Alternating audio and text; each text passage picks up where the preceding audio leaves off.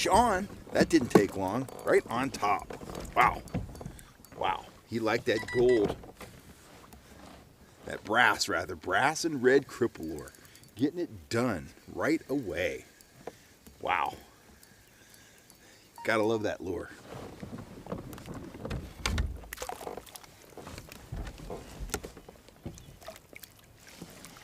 Well, there we go. Got him. All right. Can't even talk, so we'll get this guy taken care of and get the baits back in the water. That is a nice trout. That's a 1 pounder there. That's gonna look good in the smoker. Nice. Performance, economy, and rugged dependability. That's what my 7-foot 6-inch trout and salmon rods are all about. To get yours, go to the Fish Hunt Shoot Productions store at fishhuntshootproductions.com. Hey folks, Cal Kellogg here. Once again, I'm coming to you from the backyard studio, and I'm here to answer another viewer question. Today I'm answering a question submitted by Fred right here in Sacramento. That's right down the hill from me. Fred asked, why do most trout and kokanee trollers, and landlocked salmon trollers too, opt for conventional reels? What is the advantage of using a conventional reel? And well, the thing is, all tackle, most everything in life, it has a trade-off. There are few answers that are 100% right 100% of the time, and that kind of thinking definitely applies to reels. Here's a conventional reel, one of the ones I really like to use when I'm trolling for trout or salmon. This one is spooled up for downrigger fishing or top lining. It's a Abu Garcia 5500 line counter reel, and I've got it spooled up with 10-pound fluorocarbon line. So why do a lot of guys opt for a conventional reel, meaning a reel with a round central spool, and you know, it comes in and out of gear here with a button, and you know, you crank it right here. That's kind of a conventional reel. This one is a level wind reel. Mostly in fresh water we run level winds. Out in the salt water, sometimes when we're using the bigger stuff, we'll run with the non-lever wind. You got to lay the line on yourself. But anyway, I'm kind of going off on a tangent here. Anyway, reels like these are very conducive to letting out line. Whether you're letting out the line to go down on a downrigger, you're dropping your downrigger ball down and you're thumbing the reel and you're controlling the line as it goes out, or you're spooling the line out behind the boat and you're just kind of thumbing it out as the lure, you know, walks out behind the boat until you get it as far back as you want it, and then you put the reel in gear and put the rod in a holder. When it comes to fighting fish, these reels are very good, because what I always tell people, especially new anglers on my boat, when you hook up, I want you to work that reel. I want you to just work that reel the whole time. I just want you to crank the whole time. No matter what the fish does, I want you to keep on cranking. Now, if the fish is holding his own against the drag, or even if he's running, cranking the handle on a conventional reel, it doesn't do anything. It's just turning against the spool. It's not retrieving any line, but it's not causing any damage either. And I'll get to what I'm talking about here in a second. But those are the main advantages of conventional reels. They also have stronger drag systems and stuff like that, but that doesn't really come into play when you're targeting trout and kokanee. So main thing is, it's easy to let line out from a moving boat. It's easy to let line down to a downrigger. And when you're fighting a fish, you can keep on just cranking the handle the whole time with no negative ramifications. Now keep that thought in mind. The disadvantages of a reel like this are when it comes to casting. Now there's some guys that can cast them. I can cast them. I can't cast them as well as I can cast with a spinning reel, that's for sure, but I can't cast them. But one of the drawbacks across the board pretty much comes in the form of casting. They're just not real conducive to casting, especially with light offerings like we use for trout and kokanee and stuff like that, especially trout. You're not going to take this reel, you know, off the bank or when you're plugging and start throwing a little tiny needlefish with it. It's going to be a mess. You're not going to get any distance, and you're probably going to get a big old backlash. Now let's contrast all this with a spinning reel. It's one of my my basic spinning reels, Abu Garcia This is a Cardinal. It's the 30 size. So this thing holds about 185 yards of, in this case, 8-pound test line. And I actually use this out of the kayak a fair amount because I like to have a second rod that I can just pitch out. But also, sometimes I'll come up on structure and stuff and I like to plug. And I also use this same rod. It's just an old Berkeley lightning rod combined with that, kind of that mid-price reel. I'll use this for bank fishing for trout too, whether I'm plugging or trolling. But you kind of see the common thread here. These are all casting applications. They're all casting heavy. When I'm out there fishing, power bait off the bank, I have to cast it out. Obviously, if I'm plugging with a 1/4 ounce Castmaster, I'm casting all the time.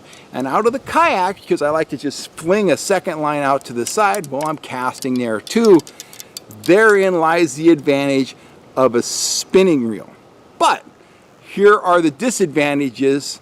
Now, those are the advantages over a conventional, but here are the disadvantages you get with a spinning reel. One, if you want to strip something down, it's not as seamless as it is with a Baitcaster where you can just thumb it. On a spinning reel, how you thumb a spinning reel, you open the bail, you put your finger right there, and you kind of control the line going down like that. It works, no doubt about it.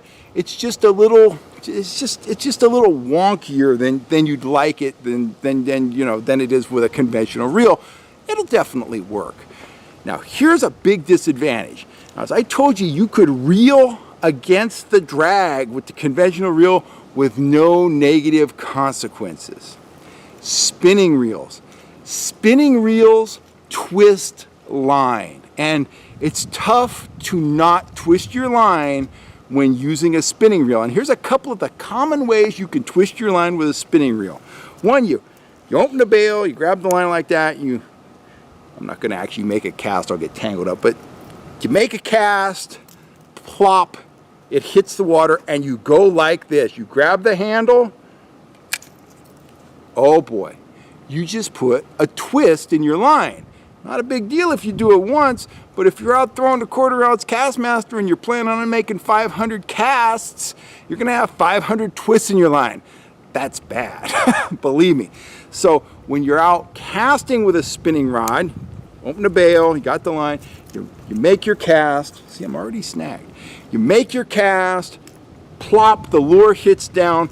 Don't engage the reel with the handle. Close the bail. That way, you're not putting that twist in there. So you've overcome the one disadvantage. Always close the bail with your hand. Close the bail with your hand.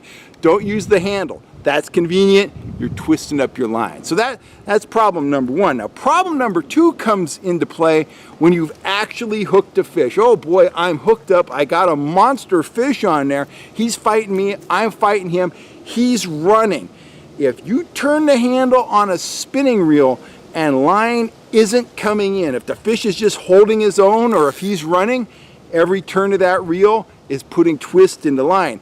Because unlike the conventional reel where nothing happens when you're turning the handle, well, when you're turning the handle on a spinning reel, whether it's retrieving line or not, that bail is rotating. It's rotating every time you turn the handle. And if the line's not coming in, guess what? You're just twisting the line. You're twisting the line against the fish. So those are the two big disadvantages. You put twist in the line if you use the handle to close the bail, and anytime you're fighting a fish, if he's pulling line or he's holding his own and you're turning that handle, you're adding twist to the line. So, so they both have their place. They both have advantages and disadvantages. I will throw you out a final thought though. Let's say you've been out all day and you're on a stream. I've done this in a stream, or you're on a boat. Okay, that's a better example. You got all kinds of twist in your brand new line. It cost you $10 to spool this thing up with fluorocarbon. You're all twisted up. Do you have to throw the line away? No. Take everything off, okay? Get out 10 or 12 feet of line out of the rod. Put the line in the water, the boat's moving forward, and just spool off maybe half your spool. Let it hang out there behind the boat for a little while. It'll get untwisted. Then just simply reel it in. You're good to go. In a stream, if you're stream fishing, you got it current, find a straight area in the river, a nice straight stretch where you can kind of get the rod out over the water. Do the same thing. Start the line out, let the current take it, let it out slowly and incrementally, and then just let it hang in the current for a little while, you know, a couple minutes probably.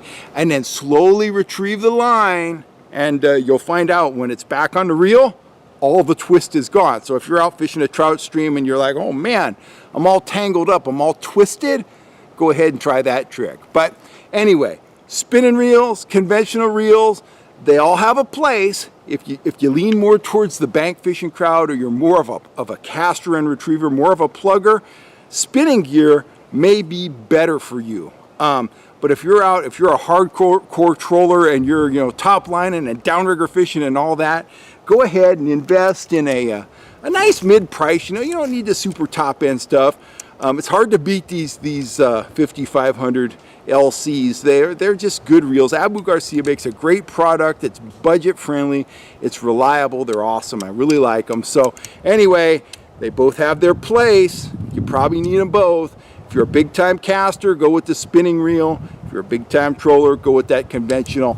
And I'm getting out of here, man. I got to go do some push-ups. I got to do some chores, and I got to write an article for the Fishing Info magazine. So I'm signing off. I'm Cal Kellogg. Thank you so much for supporting the channel. I hope that answers your questions about conventional and spinning tackle, and I'll catch you next time right here on YouTube. And if you haven't subscribed, please take a second to hit that button, and we sure do thank you for all the support you've been giving the channel. Thanks, folks. Cal Kellogg here. Catch you later. Look at that stud of a rainbow. Wow. What a beautiful fish. Incredible. He's heavy. He's super heavy. Wow. Very nice.